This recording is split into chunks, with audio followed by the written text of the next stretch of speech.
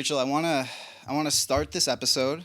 If we could just take a second, so we can hold some space. Okay. For the lyrics to Defying Gravity. Yeah, we need to hold some space. We need to hold some space. Now, some people might not know that this has happened, but this is happening. People are taking the lyrics of Defying Gravity and holding space with them. What does that even I have mean? literally no idea what that Okay. means. I don't think it's true. I think there was an interview where the person was like, I don't know, man. I was just like thinking up stuff. But I wanted to bring that up because we both saw Wicked. And We did. wasn't able to record last week, but this week, I think, obviously this is our Christmas list episode. Obviously, we have our Naughty and Nice list episodes coming in the next 2 weeks, but I wanted to start, I think, by giving our thoughts on Wicked, because we both saw it, and I was blown away by it. It was an incredible movie. Like, that movie is going to win Oscars, no? It definitely won't win Best Picture. It No. shouldn't. It shouldn't win Best Picture. It really shouldn't win for any of the acting categories, in my opinion. But I think it should absolutely win for, like, Best Musical. Well, there is no Oscar for Best Musical. Or, like, what is it? Best Musical Performance or something like that? There's no it can't win for original song because these are all songs based off of musicals. And there's no, like, best choreography or best, that's just, like... Makeup, potentially, though. You could potentially win makeup, potentially set design, because everything was, a lot of that was practical. I'm now, because I hadn't seen the stage show. Oh, have you okay. seen the stage show? In New York. Okay, yeah. I've seen it here and on Broadway. Equally, obviously Broadway is Broadway, but I actually thought the movie was a fantastic representation of the Broadway show. Because I haven't seen... I saw The Wizard of Oz when I was 7, I know the story and I know the characters and everything. But have you seen Oz the Great and Powerful? No. Okay. Yeah, that's one with, I think it's James Franco. Who sadly passed away. Yeah. We are not holding space We're for not him. holding space for James Franco. But that movie was kind of part of this. And I've also read, the Wicked books. Which is apparently super different than the Wicked... stage production? Extremely different. Yeah. But I thought they did a good job incorporating stuff from the books into the movie. I was honestly really, really impressed with the entire production of the film, the storyline, the acting, the makeup, everything about that movie, I thought was absolutely fantastic. I am, more excited for Wicked Part 2 than I am for, any Marvel movie right now. I need What? that. I need that part 2. Okay, so more excited for Wicked Part 2 or Batman 2? Oh, well, no, I've never been more excited for anything than Batman 2. Mike is to Batman what I am to the Grinch. It's the reason I haven't killed myself. Okay. Once that movie comes out, goodbye. But for now, I gotta wait. But, that movie was, Wicked. I was blown away. I hadn't, like I said, I hadn't seen the stage production.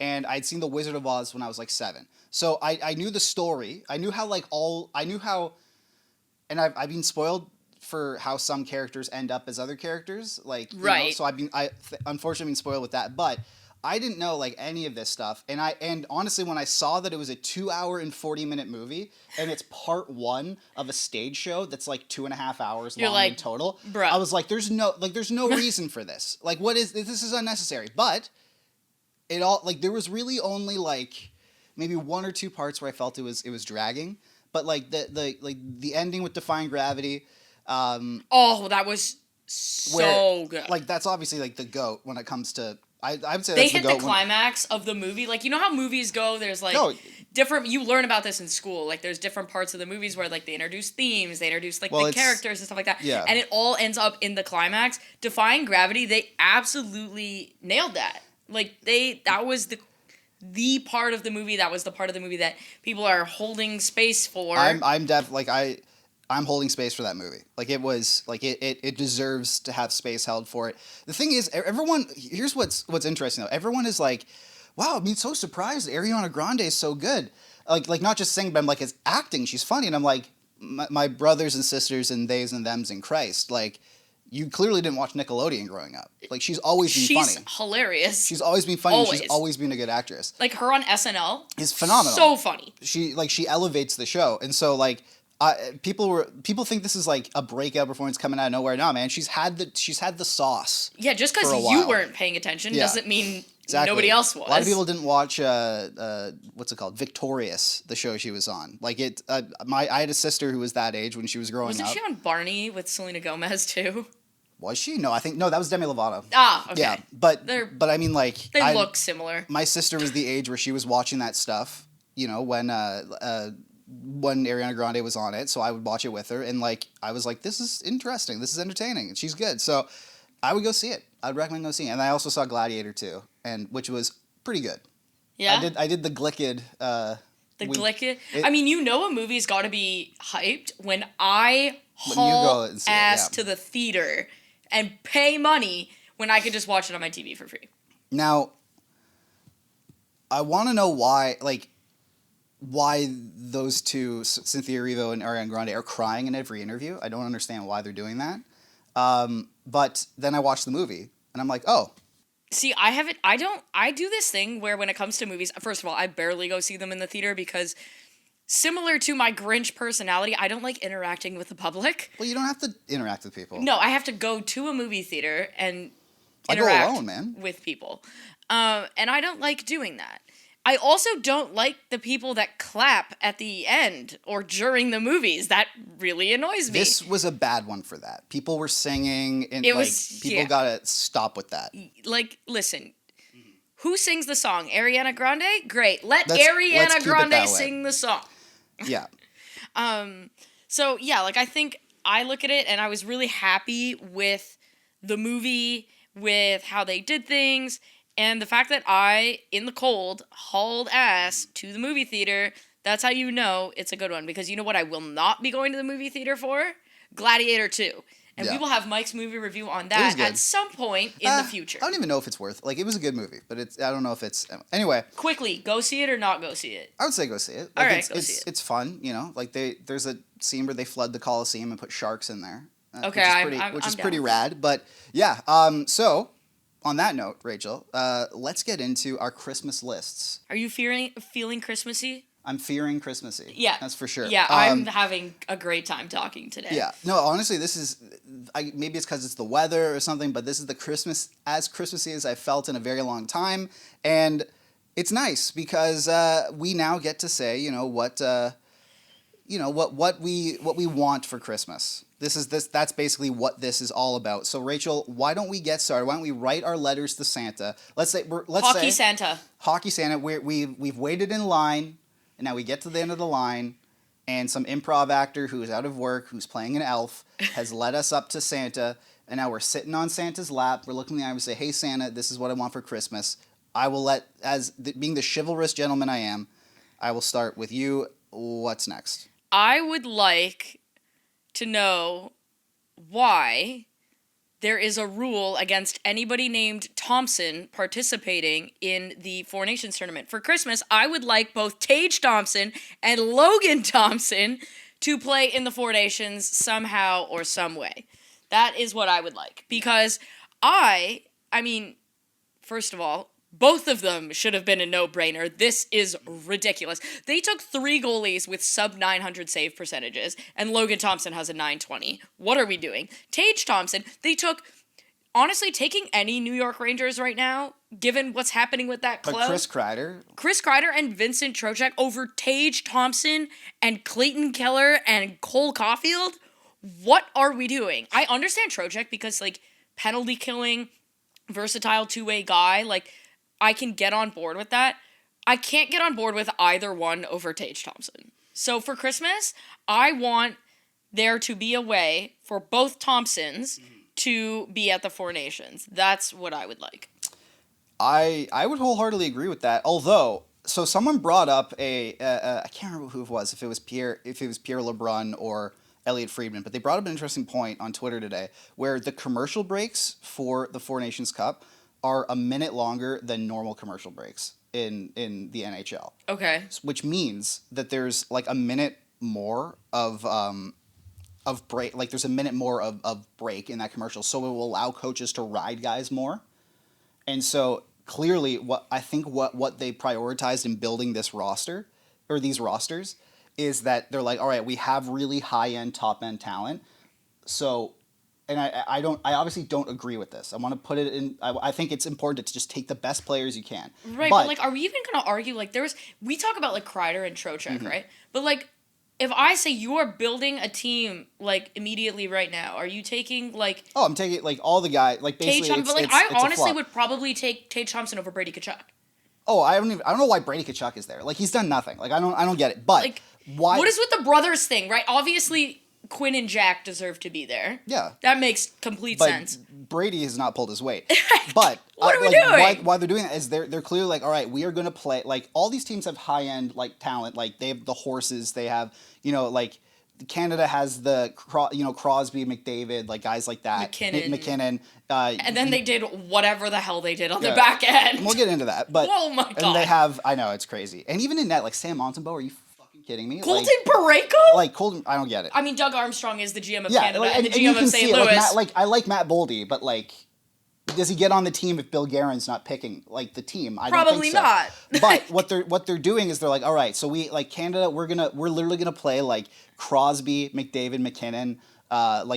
Those basically those three guys, we're gonna play them like 25 minutes a night, like because they have an extra minute of break, like 3-4 times. Shea during the Theodore and play. Alex Pietrangelo Yeah. and Cale Makar and Devin Taves are playing 25 minutes Exactly. each. Like USA, they're gonna do that for both Hugheses, but like Matthews and Eichel and all that. Sweden's gonna do the same thing. Like, and so what they want to do is build the bottom six with like two-way guys. Yeah, you saw Canada do that too. Brandon Hagel, Anthony Yeah, Cirelli. like, that's clear. They're like all our offensive minutes are going to be dedicated to like three guys basically, because we can ride them more because they have basically extra breaks during the game. So we're going to build the bottom of our roster with two-way guys who more fit the traditional third to fourth line minutes. Do I agree with that? No, because obviously in an international tournament where it's not international, it's 4 teams, but like. Where it's a condensed amount of games. Like you pick the best players and you put them against the other team's best players, and that's what you do. But it's called best on best for a reason. But I can see what their logic is, opposed to in the World Cup of Hockey, where back in 2016, where Team USA was like, yeah, we'll just leave Phil Kessel at home. That was outrageously stupid. Like, are you kidding me? So it's I get it. I don't agree with it, but I get it. Yeah, so for Christmas, I want Tage Thompson and Logan Thompson to find their way on those rosters. But for the life of me, like, I get Binnington because he's had experience with Hockey Canada before. You are not making an argument to me about Samuel Montembeault or Aiden Hill over Logan Thompson. I understand the Joey Decor thing. That's a stupid rule. Get your passport. But like Logan Thompson, is nobody watching the Washington Capitals? Dylan Strome? No, not a single Capital got picked. Other than John Carlson didn't either. John Carlson get picked, and there's no Lord. Russia, so Ovi's not there. So like, not a single Capital got picked. Okay. So is nobody paying? Maybe nobody wants to go to Washington right now. Maybe. And like, to be fair, I can't really blame them. I understand Aiden Hill. He's been phenomenal. He won a Stanley Cup. Like he's been very good. Those two. He's an 892 though. Yeah, 892. But like they're not just going off of this year. They're going off of right. But you want to like Canada. The thing with me is like in tournaments we talk about this. Canada has the worst goaltending at the tournament, and it is without a doubt not close. Like without a doubt. So actively choosing to not bring the goalie that's currently performing the best is sort of a choice. I would like. It's a choice. I'm thinking of goalies, like Canadian goalies, and there aren't very many that are still good. But I'm thinking of like Canadian goalies that I would bring, and I can literally off the top of my head, I can think of 2 guys who they weren't exactly traded for each other, but they basically swapped teams. And I would take Logan Thompson and literally like current day Darcy Kemper over Sam Montembeault. But I would take Marc-Andre Fleury over Sam Montembeault right now. I would take Marc-Andre Fleury. I would take like for the vibes alone. There are so many like Sam picking him is absolutely insane. I don't understand how I don't understand. He hasn't won anything. He hasn't been very good. Like he's been pulled like 6 times this year. And again we're quibbling we're quibbling over a third goalie. Like right, whatever. But my point I get is it, but Logan Thompson should be the starter. Never mind the third goalie. But like it's Jordan Binnington. Like he hasn't. I don't know. He had it somewhat of a bounce back year last year, and that's what they're going off of. Basically. Right, and he has an 898 this year. But, so cool. But then again, you have Crosby, McDavid, Bedard right down the McKinnon right down the middle. Well, Bedard is they cut Bedard too. Yeah, They should. I can't believe they did that too. Like it's like The NHL cannot be happy like about like that. like getting like putting I At some point, when does the NHL be like, Canada, you're not taking Anthony Cirelli, you're taking Connor my Bedard. brain just short circuited. And I really like Seth Jarvis, but I'm like, Seth Jarvis is a 13 forward over Connor Bedard. Like, let's be real here. Like, what are we doing? So I actually understand the argument for Seth Jarvis over Brandon Hagel and Anthony Cirelli because Seth Jarvis, A, is playing top line minutes. He can play both the power play and the penalty kill. And he's actually, by my model, the best two-way forward in the NHL right now. He's phenomenal. So, like, that I get, but I mean... But Rachel? Connor Bedard? Like, I get it, he's not having a great year, but you're the NHL, you want to put the best players on display, and Canada's taking Colton Parayko and you know what, Rachel? Brandon Hagel. You know what? You cannot put a price on the cap space you get when you get out of Patrick Marleau's last year of his deal. You want to know cannot what's put a something price even on that. funnier about this? I can't even believe I'm going to say this. There was a team, so Seth Jarvis was taken 12th overall? 15th. 15th. There was a team who had Seth Jarvis ranked... Actually, wait, no, that's a lie. He was picked 13th overall. Okay, so 13th overall. There was a team, and I saw the list, so I know it to be true. There was a team in Seth Jarvis's draft year who didn't have him. Not only was he not ranked in the top 15, Mike, he was ranked as the 14th best player in the WHL. He was ranked outside of their top 3 rounds. Seth Jarvis. And you can't say what team, can you? No, I can't say what team. Okay. But just to put it out there, if you don't think you know what you're doing, there are people who work in the National Hockey League who thought Seth Jarvis was not in the top 100 players in his draft year. He is now playing for Team Canada at the Four Nations Cup. So if you don't think you know what you're doing, don't worry, neither do the people who work in the NHL. What would you like for Christmas, Mike? You know what I would like for Christmas? And this is not necessarily a gift for me. It's a gift for someone else. Okay.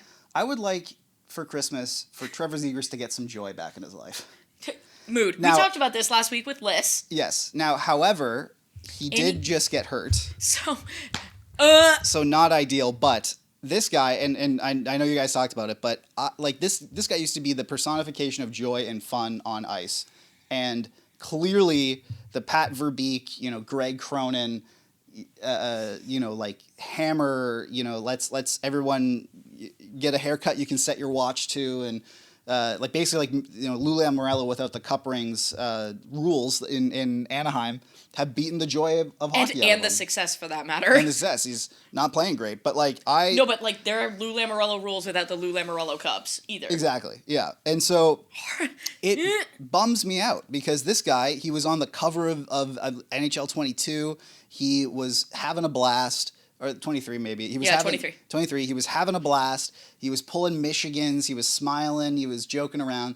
And he was the chief vibe officer of the NHL. And obviously they trade his best friend, Jamie Drysdale, and whatever, that's business. That happens. That's fine. But, he just seems like he scored a shootout winner the other day and didn't, looked like he looked like there was just a death in his family.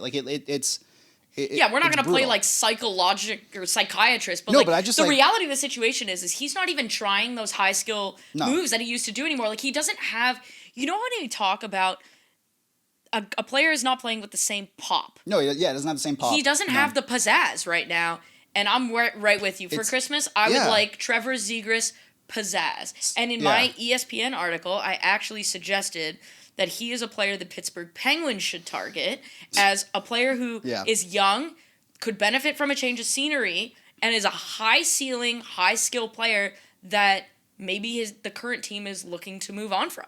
Yeah, I think that'd be great.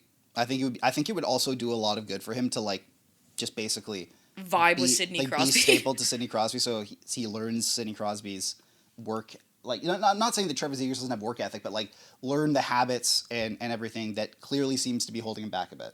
I think that'd be great. All right, Rachel, what's next on your list?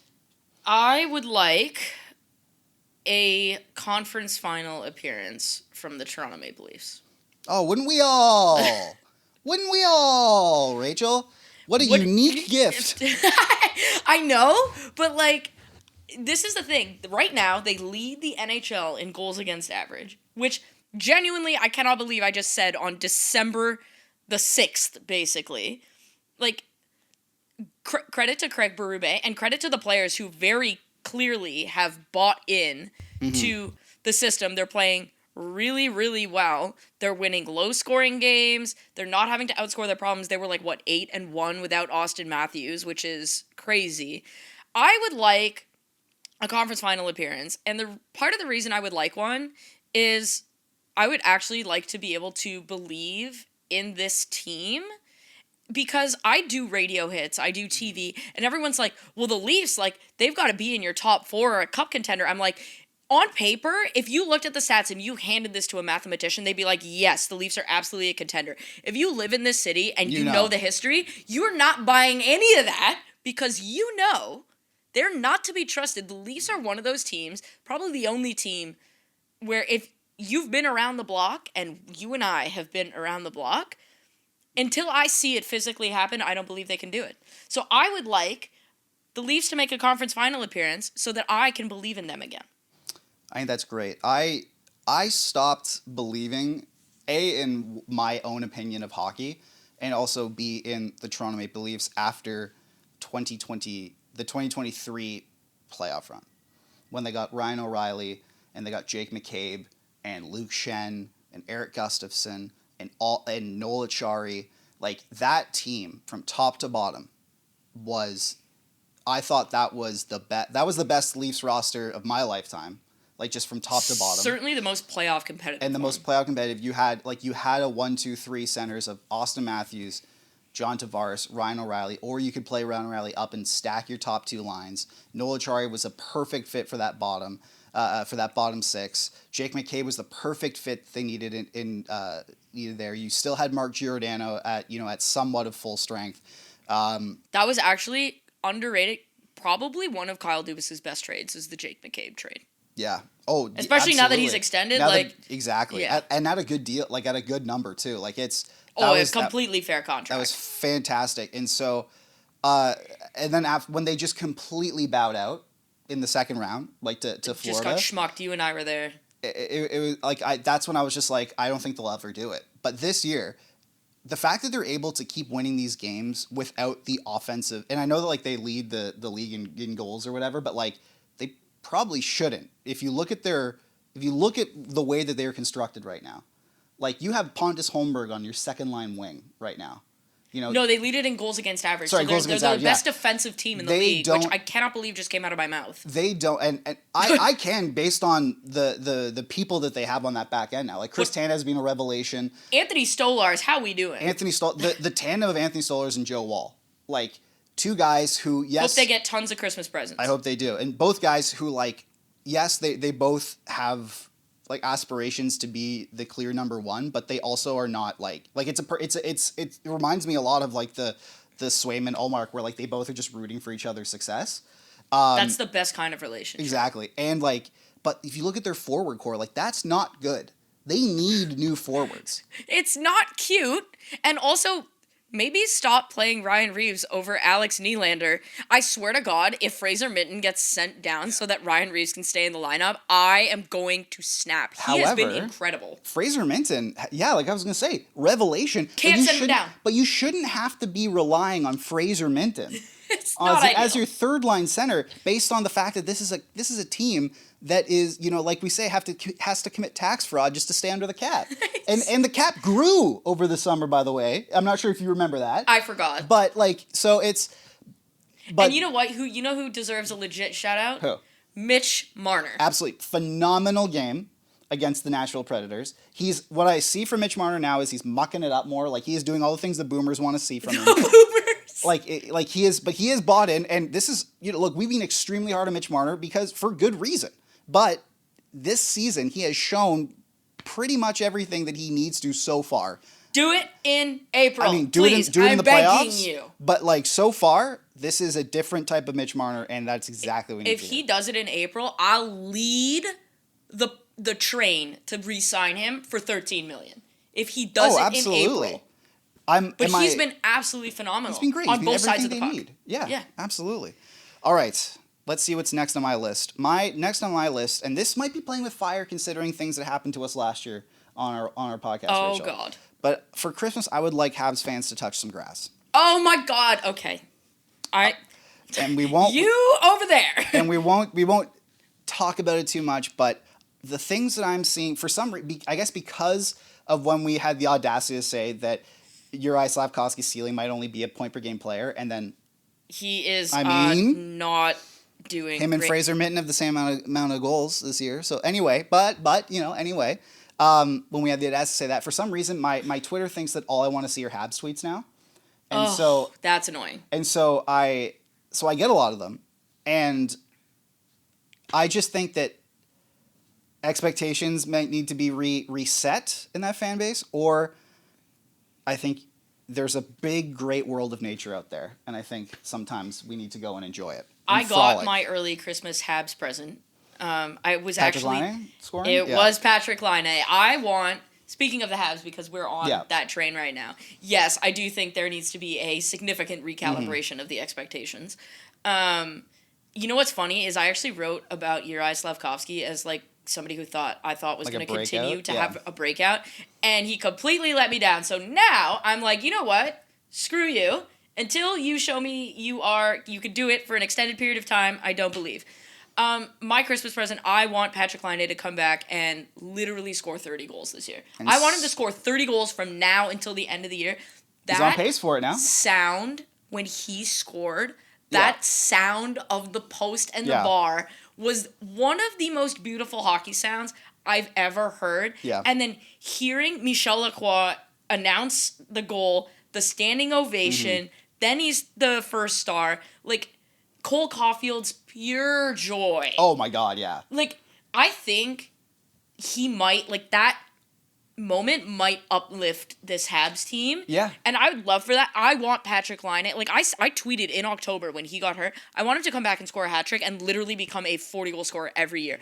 There is not a player in the league that I don't personally know that I'm rooting for harder than Patrick Laine. Yeah. Like, there's a lot of guys I know that obviously, like, they go to the top of the list of who I want to see succeed. Yeah. I've never met Patrick Laine. I've heard a ton of great things about him as a human being, right? In terms of what he does charitably. He's got his own foundation. And then the fact that after the game, he spoke openly about seeking therapy and how it's been really good for him and his mental health. We need more of that from athletes. So my Christmas wish was granted a tad bit early in the sense that I wanted a healthy Patrick Laine. But we'll extend that Christmas wish to say, I really want him to become a 30-goal scorer, like, consistently. If you look at that goal slowed down, there are maybe 2 or 3 players in the league who can shoot the puck like that with the pinpoint accuracy of where it is. I can name them. It's Austin Matthews And Alexander Ovechkin. Yeah. End of list. Not even I don't even think David Pastrnak can do that. Like No. it's like it is absolutely remarkable. So there, yeah. Not with that level of consistency. I am 100% rooting for Patrick Laine, and I just hope that Habs fans recalibrate some expectations and just learn to have some fun with this season, because clearly, as the documentary series that is following your team is called, like, you're still in your rebuild. Yeah, patience is a virtue. a virtue here. Like, Uri Slafkovsky is literally 20 years old. Yeah. Cole Caulfield is 22. Listen, maybe Nick Suzuki's still, like, what, 23? 24? I don't know. Although Nick Suzuki is... Caden Gooley is 21. Justin Barron, Jaden Struble, I think one or both of them is going to get moved. Arbor Jacki is still pretty young. Like, the nucleus of the Habs core 25. is still very young. Nick Suzuki? Yeah. Okay, so he's 25. Like, it's still, like, there's a lot of time there. Everyone take a breath. Like, just breathe. You're not going to be competitive for another 2 years. And then, yeah, you might find yourself into a contending window. But I think this notion that they need to make the playoffs this year, the Buffalo Sabres are closer than they are. And that's... The Columbus Blue Jackets are closer than they are. You might be stepping on some things in my Christmas list later. So let's move on, Rachel, to your... I got mine, Patrick Laine. Oh, okay. So I guess it's back to me. I didn't know. I thought you were that off. was That literally was the yours? next thing Okay. on my list, There because you go. I honestly this close to getting a Patrick Laine Habs jersey. You just should. You just should. Like- You should do it. Yeah. My next thing on my Christmas list is I would love to get for Christmas a working knee for Yanni Hakanpää. Or, as my phone autocorrected his name, January Hawkenpaw. Okay, how is he gonna play at the Four Nations? It's a great question. I need to know. What I loved is the Leafs tweeting out, like, they're like, all right, like, we're represented on every team, and it's like, it's Marner, it's Matthews, and it's Nylander, and then Yanni Hawkenpaw. I'm like, yes, the big four, right there. Exactly, the future of the team. The guy is being held together with pipe cleaners and duct tape. Well, like, he has a knee injury that prevented his contract from being signed for months after it was reported. So maybe don't sign the contract? There have been so far there have been like 3 big issues with that, like it when it comes to Tree Living handing out contracts like that, where it was oh man, who's the guy from last year? Klingberg. Yep, the hip. There was Klingberg.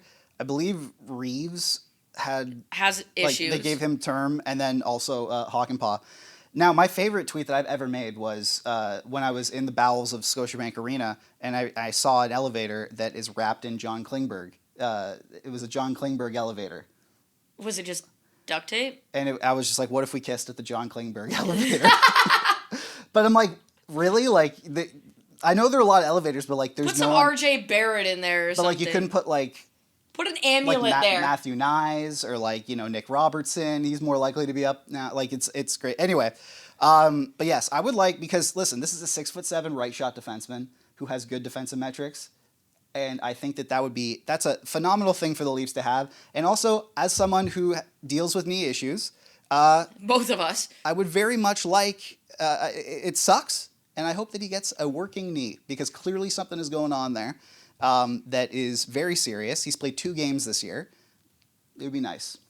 I like that. All right. What's next on your list, Rachel?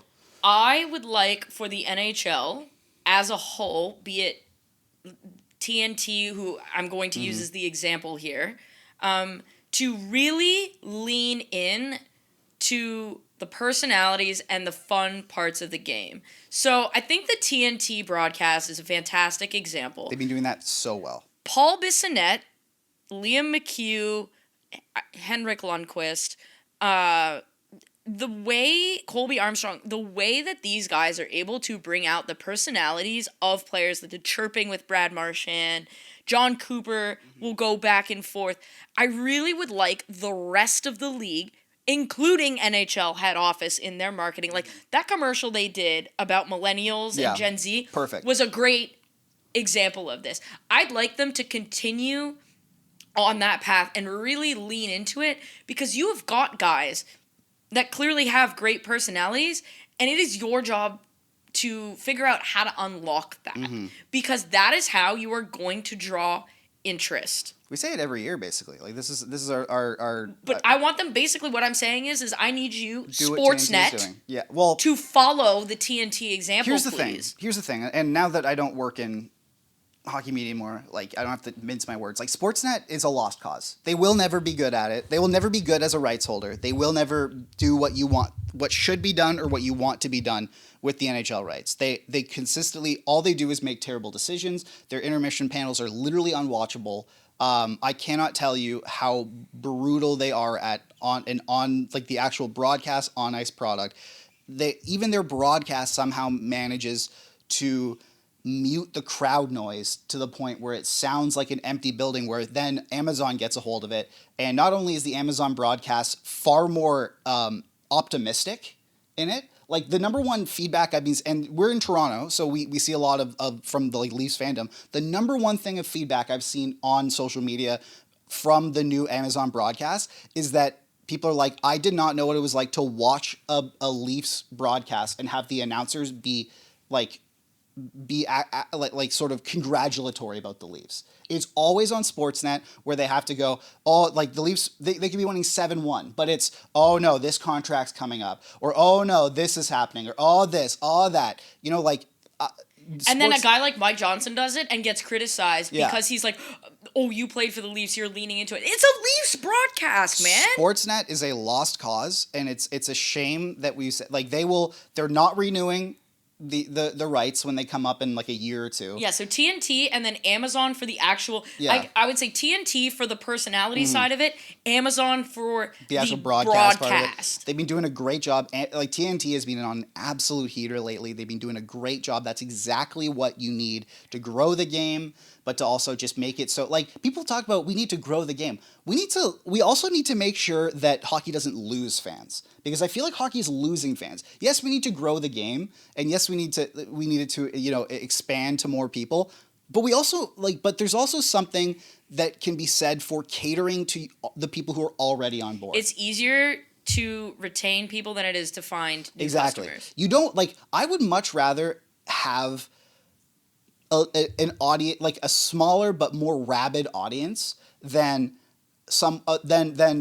reach 1 million people a night, but it's people who have the game on in the background, or the people who don't give a crap. That wouldn't buy a jersey, that wouldn't buy tickets, or it's their fourth choice of viewership that night. It's, is there an NFL game on? No. Is there an NBA game on? No. Have I finished season 5 of Emily in Paris on Netflix? Yes. Oh, okay. Well, I guess I'll watch the NHL now. I would much rather hockey be appointment viewing, and what I like is that not only TNT is being able to sort of walk both things of growing the game, but also making it so the diehards are feel like that they are being served. I think that's great. Yeah, but and on that, I think part of the issue with hockey is it's super inaccessible. Absolutely. I think as a whole, we talk about making the showcasing personalities and things like that. The NHL has a responsibility to make hockey more accessible, right? What can the NHL do to ensure that it doesn't cost $20,000 a year to play hockey, right? Can they put downward pressure on equipment manufacturers? Can they improve relationships so that it's not $400 for a hockey stick? It's not $950 for skates. As a whole, hockey is a rich sport, and that is a turnoff for a lot of people, because if you're a fan of something, you also want to be able to play it. And a lot of people don't have that access, and I think not only does the NHL need to do a better job with showcasing personalities and allowing broadcasters to do things like the Amazon behind-the-scenes stuff and things like that, all of that's great, but none of that matters if the people you introduce the game to then can't fall in love with the game because they can't actually try it. Yeah. So I think the NHL at some point needs to step in with some level of initiative so that kids like Jumpstart, who's our charity of choice, makes it so that underprivileged kids can do things like play hockey. And it might need to be government subsidies, for where they're able to somewhat subsidize hockey equipment. Right. But the NHL needs to work with Bauer, CCM, Warrior, things like that. True, because guys like that. Yeah. Frank Saravalli actually had a great article on the drop-off in hockey, the drop-off in hockey. Absolutely. Hockey Canada's registration numbers are down more than 15% year over year. And part of that is Hockey Canada's house is not nearly in order. There are so many issues with that. As we know, it got it was a disease. They got summoned in front of the government. It was a disease thing that then got a nuke dropped onto it. I want hockey to not only be more enjoyable, I want it to be more accessible. Absolutely. For Christmas. For Christmas, this one's not hockey related, but it is sports and local related. I want a new name for the Toronto WNBA team. You don't like the tempo? I do not like the tempo. I think that's boring and garbage. I was a little underwhelmed with the Scepters, but it's growing on me. I like the jerseys a lot. The jerseys are sick. However, but the thing about the Raptors is when Toronto came to the NBA, the Raptors as a team name was a swing.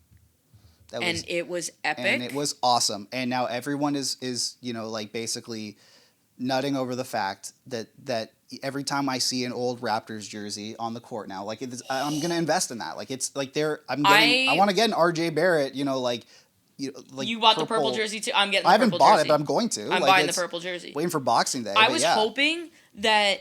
See, I don't necessarily mind the name. I don't love it. Let's be clear. I don't like the name at all. But okay, so the color scheme. I thought Ben Steiner made a great point online. They had an opportunity. Purple's my favorite color, so Like, why obviously, would you not align? But they had an opportunity to go with a brighter purple and a brighter, like, Red augmented or- color, yeah. blue, green, whatever. If you look at, take the You look at the Seattle Sparks, Storm, the Sparks, the New York Liberty, have Liberty. that pop. It's all like They're wha- bright yeah. colors. Why is this a mundane purple? Make it a pop purple. Absolutely. Right? I wanted it to, honestly, it would have been super freaking cool if they just took the original Raptors purple. They should have. Right? And you know what? Maybe switch it up. Instead of, you go Raptors purple and then you do your own color instead of red. Right? You do the blue, you do a yellow, you do whatever Or else. even just like a different shade of red. Like, I think, like, if they keep, like, their maroon sort of that they pick now, but then put purple in there, so it's, like, somewhat of a bit more muted, like, Raptors, like, I think that's great. But the tempo is not a swing. The tempo sounds like a focus group. It kind of does. Like, all of this sounds like a focus group, But and the logo, it's very I do, disappointing. I actually do like the logo. I Yeah. think the logo's cool. But it's just like The name, though, it's all man. corporate. The name and the colors just bums me out. Like I want a better name because I'm gonna support. I did see somebody say they should be called the Toronto Towers, and I'm like, no. No. No, that's worse. Yeah. Incorrect. Why didn't you just go with another dinosaur? Yeah, why not? What? Like, you didn't have to go with pterodactyls. You don't okay. have to go like T-Rex or something. But I'm like trying to think like just anything like the thing about the thing about dinosaurs is their names are very long. It can't be like the Toronto Stegosauruses. Toronto Velociraptors. Like, yeah, or like the Toronto like Paleodento Quantrosaurus or whatever. Like, you can't. That's tough. But I get it. Like, these should have. I don't think they should have like copied the Raptors or anything. Like, obviously build your own identity, but the tempo literally sounds like a consultancy pitching like something in like Succession, being like, we're gonna call this tempo because because in our focus groups that is what I'm like. You know what it reminds me of now that you've said that? What?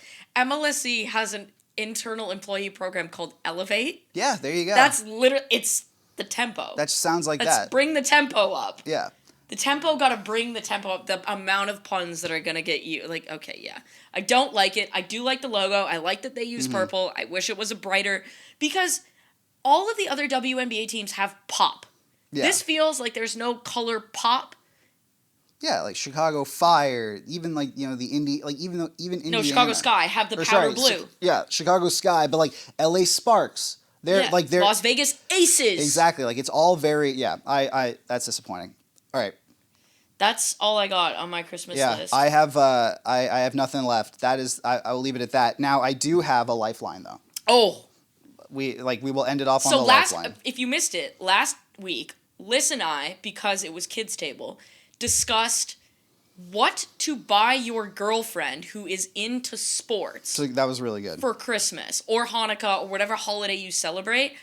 We had like lots of good insights, including brand suggestions. Talked about it was great. The fact that like it doesn't have to be $800. It's the thought that counts. Literally, and you're okay. So you're a guy. I'm gonna ask you this.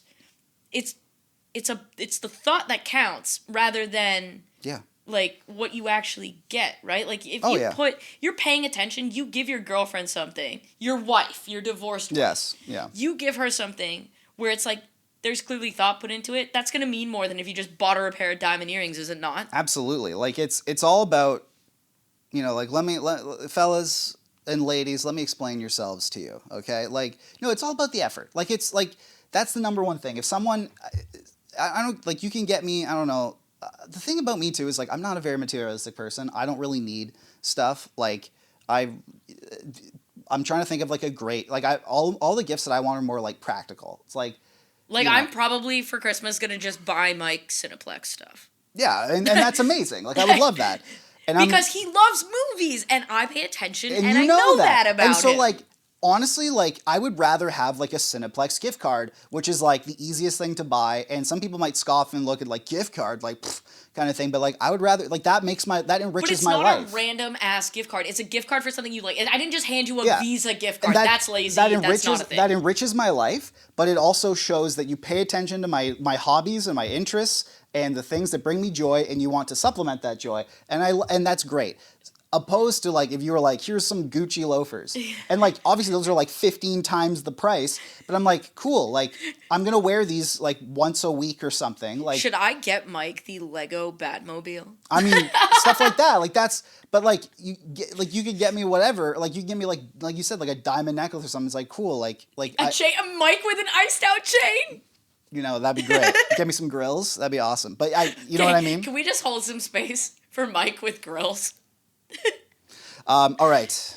Mike's Lifeline. So this is and Black Friday just happened. So this is a Black Friday themed one. Nothing like the Christmas spirit of ripping like an air fryer out of an old lady's hands. Although let me say that like America used to be a country that is not happening anymore. The companies are cheaping out on these deals. I wanted to see people like get into like literal fist fights over $30 smart TVs. Okay, so I was in Pittsburgh for Black Friday. Yeah.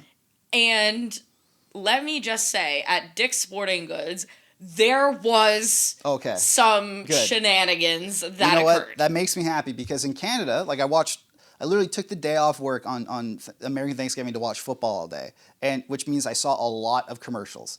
And all of the commercials were like, "It's Black Friday, crazy deal, up to 30% off," and I'm like, "Get the out of here."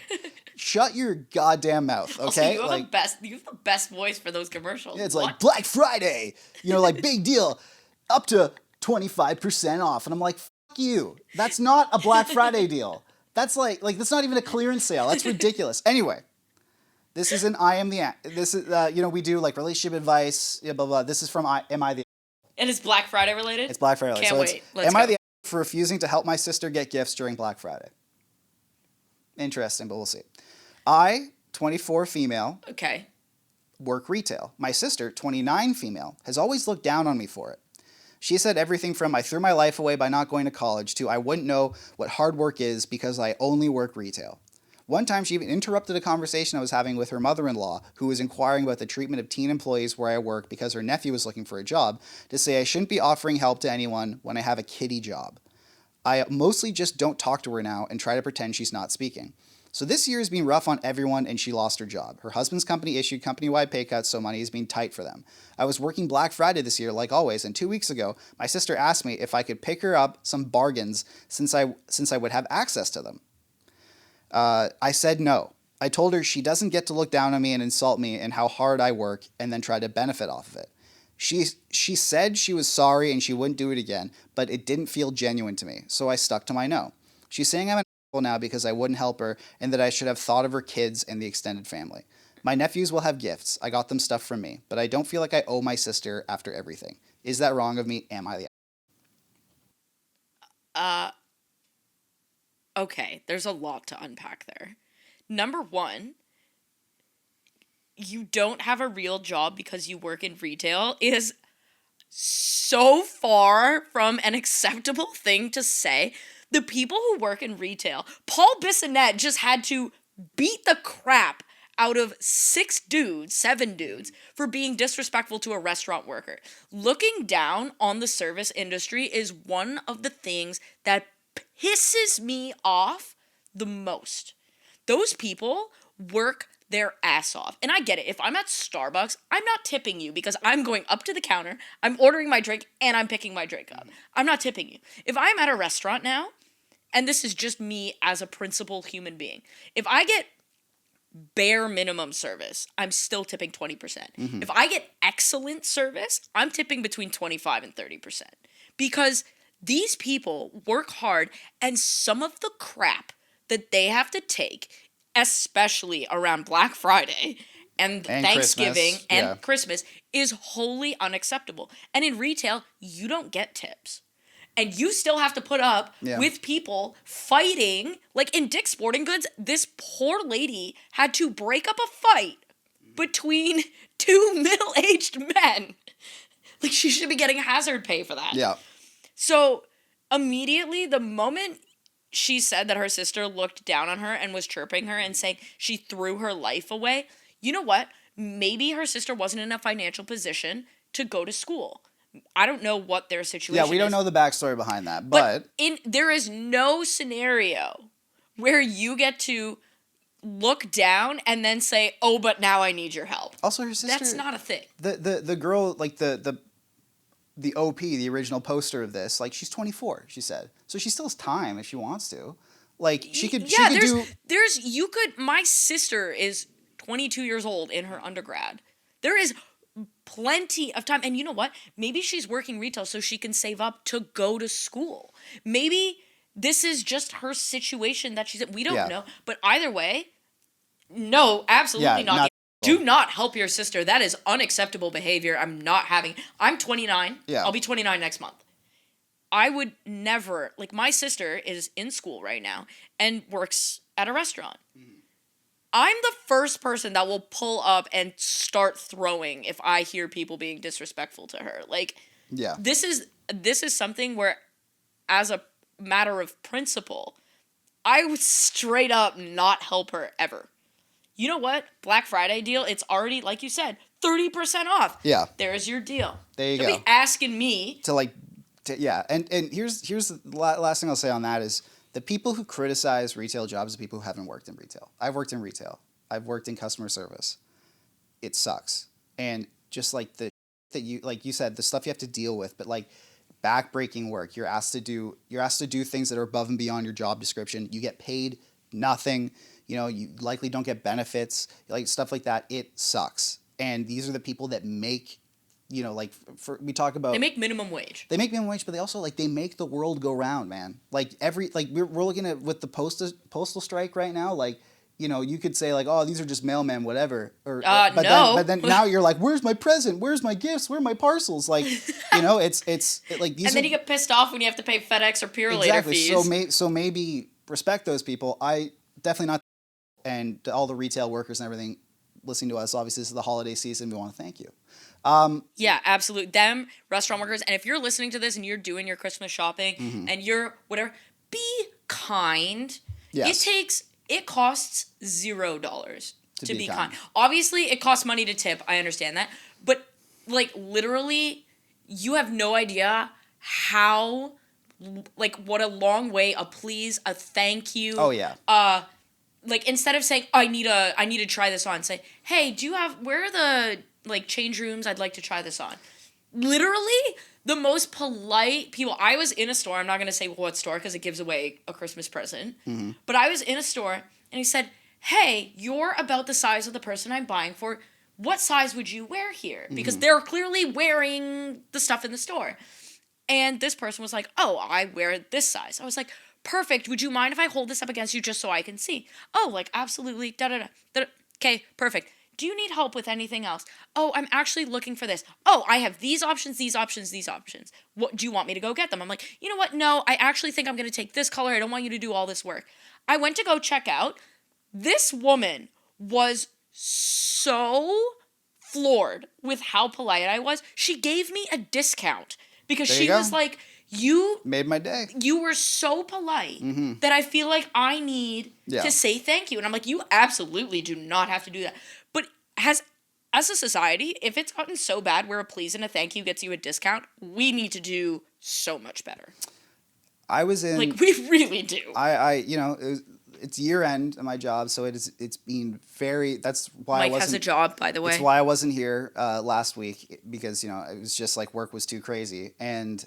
I'm very tired all the time, and I was like, I'm gonna get some Chipotle on my way home, and it's right around the corner. Chipotle. It's right around the corner, so I got some Chipotle, got a burrito, and the guy was clearly very new there, and it was like he was trying to break the record for most wrong way to wrap a burrito. Oh no! And all I wanted to do, it was cold, it was late, I just wanted to go home. I was so tired and so hungry. I hadn't eaten since I barely eaten that day, and that burrito took from start to finish 20 minutes to get into the bag so I can get out there because this guy he's wrapping it. The tortilla breaks.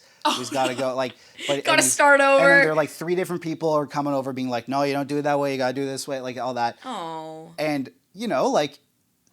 You're frustrated. I was at the end of my rope, and so and there are a lot, I can see how a lot of people would have gone, like, are you kidding me? Like get someone else to do this, or but like I realized, listen, my job was hard today. I'm feeling tired and overwhelmed, and if someone had yelled at me, I probably would have cried. And This so guy would have quit on the spot. I'm like, clear, like a little bit of patience. I'm not the one behind there wrapping a burrito. He could have been wrap your own freaking burrito. Exactly. So it's just take a second. Like you never know what's going on in someone else's life. This guy could have, who knows what could have been going on in this guy's head? Who knows the reason why he's working there? Who knows, blah, blah, blah. Like, it's just be nice to people especially in service positions, customer service, retail, whatever. Do that. And on that note, we would like to ask you to donate if you can to Jumpstart, our charity of choice. Jumpstart helps economically disadvantaged kids play team sports, which is a cause that is near and dear to our hearts. All the links and everything will be in the description of this episode. So if you can, please donate to Jumpstart. It is a great cause, and especially around this holiday season, everything that you can give, no matter the amount, goes a long way. And on that note, Rachel, we will be back next week to do some naughty or nice list, depending on which one we choose.